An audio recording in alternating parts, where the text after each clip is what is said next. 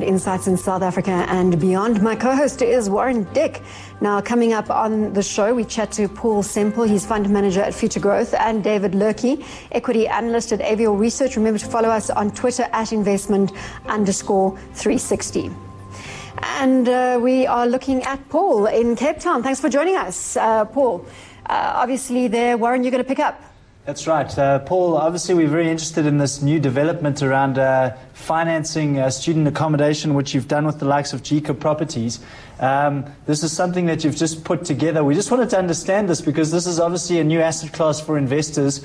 You're a fixed income or income yielding investor. Just take us through these two developments that you've funded with GICA in Gauteng and providing student accommodation for students going to tertiary education institutions. Right, thank you, Warren. Yes, GICA is a fairly new investor in accommodation, and Future Growth has been funding them for a couple of years now.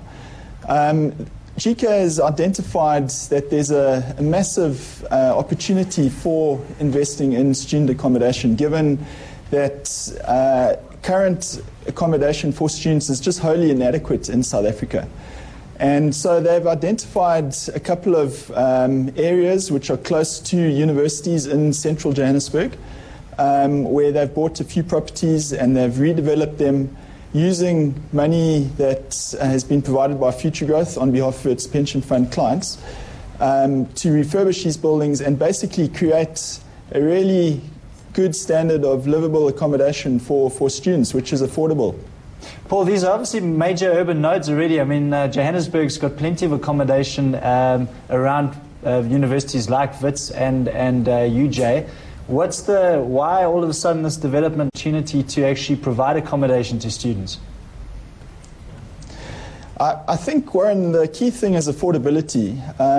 There are many nodes around these universities, but they are often proving to be just unaffordable for new students, many of whom are coming in from rural areas that are already under a lot of financial strain, and they just can't afford the rates that are being charged by, in many cases, unscrupulous landlords who are charging more than what they should be, and often for accommodation which is far below standard. Paul, just getting to that, I mean, obviously you're taking credit risk here because you have students that are renting these accommodations. What's their sort of financial position? Are they being funded by student loans, or is it usually a parent that's standing behind that? And why can you provide this at an affordable rate and presumably without having too much costs in terms of having to get students out if they're not paying? What makes the business case for this in terms of their financial position and their credit quality? Right. It's very important that when an investor goes into student accommodation, there's a clear agreement with the universities that the students are enrolled at. And really, investors should be seeking a head lease from these universities to cover the monthly rentals on behalf of these students. And government, in many cases, stands behind these universities and covers the credit risk for that. So I know in terms of, I mean, I was once a user of student funding. Obviously, you service the interest during the course of the loan while you're at the tertiary institution, and then afterwards you have to pay back and whatever ongoing interest there is. So just in terms of this, what's the sort of format here? Do the students sign a lease for 12 months and they're paying essentially the money that's coming from a student loan that's going towards it, so it's included in the student loan of the student? Well, in terms of the head lease that is arranged with universities, the agreement is simply with the university, and the university pays a set amount, which is basically a government grant, to a accommodation provider who then provides a minimum number of beds to that university. So effectively, it's a grant to the students that is administered by the universities.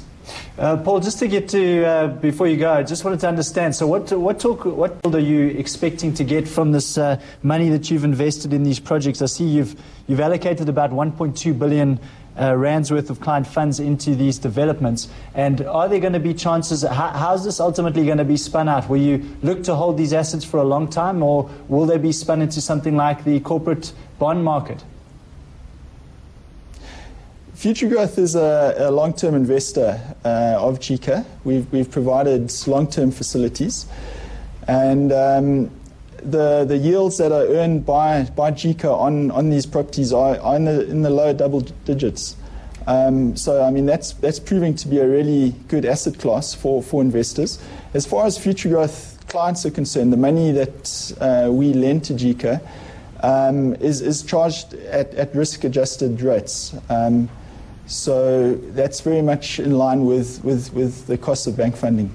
Paul, thanks so much for joining us. Paul Semple, Future Growth. Now, after the break, we chat to David Lurkey, equity analyst at Avior Research.